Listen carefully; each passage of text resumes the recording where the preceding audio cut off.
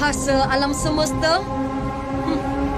Apalah gunanya bahasa jika bahasa itu tidak dapat menghubungkan manusia? Lingua franca. Suatu ketika dahulu, bahasa kita pernah digelar sebegitu. Ayuh, kita junjung bahasa yang disanjung.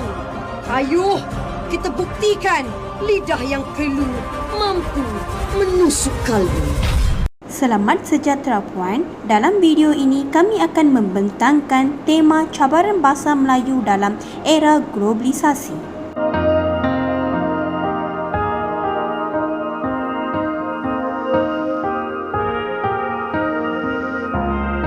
Selamat sejahtera puan, nama saya Mogi Seri Permalu.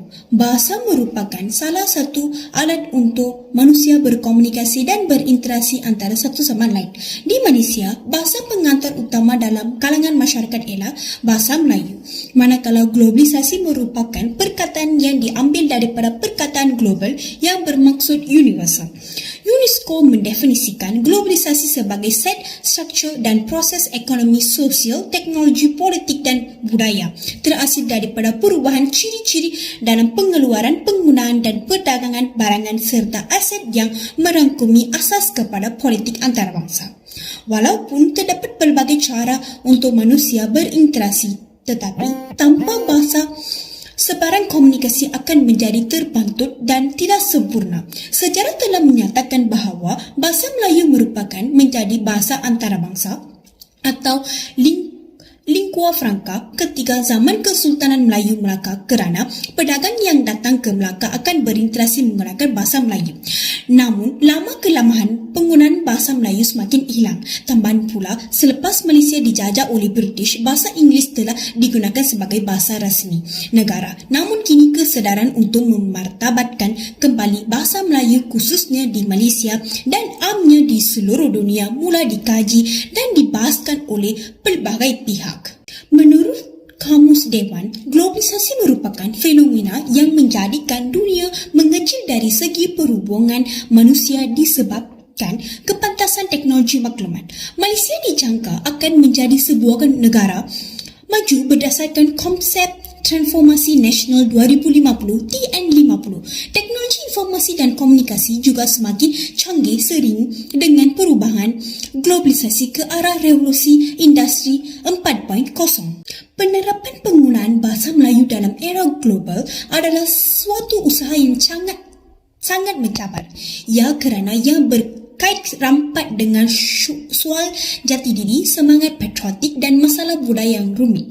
Mempelajari lebih daripada satu bahasa merupakan satu pelaburan yang sangat berguna pada era globalisasi ini. Kemajuan sains dan teknologi maklumat yang sangat pantas pada abad ke-21 menyebabkan bahasa Melayu terpinggir tanpa disedari. Dikatakan bahasa yang canggih ialah bahasa ilmu, bahasa bagi budaya tinggi dan sesuai dengan sains dan teknologi. Seharusnya kepentingan bahasa Inggeris dalam globalisasi tidak menjejaskan bahasa Melayu sebagai bahasa pengantar dan bahasa kebangsaan, tetapi digunakan sebagai bahasa ilmu dan bukan untuk menggantikan bahasa Melayu.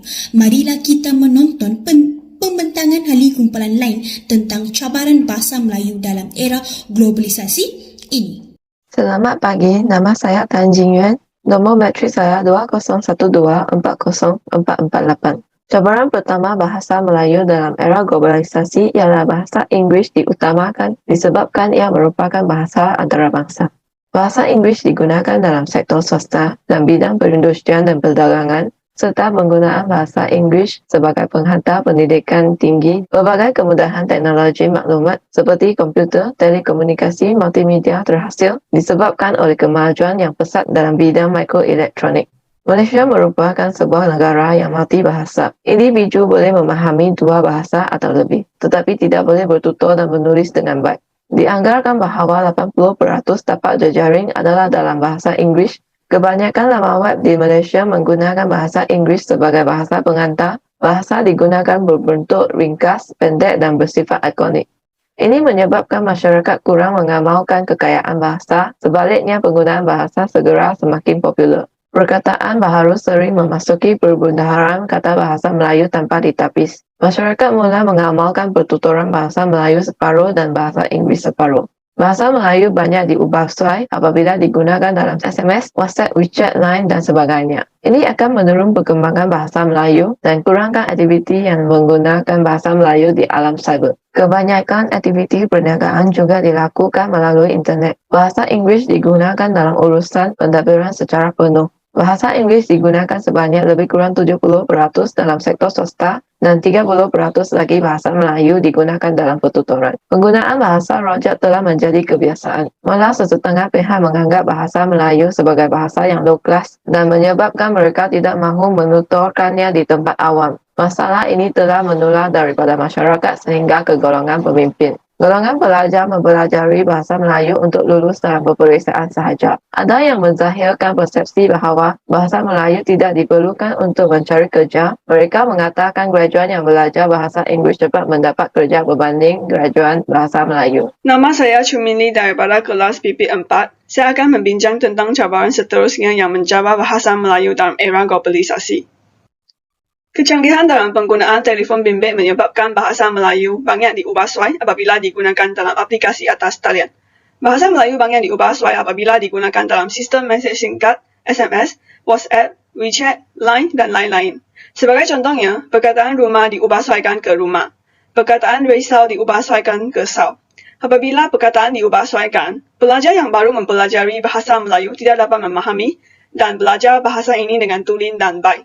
Perkara ini dilihat sebagai ancaman dan perlu mendapat perhatian daripada pihak berkuasa. Selain itu, ini juga menyebabkan pencemaran bahasa yang memberi kesan yang negatif, iaitu kualiti bahasa Melayu terjejas dalam kalangan masyarakat.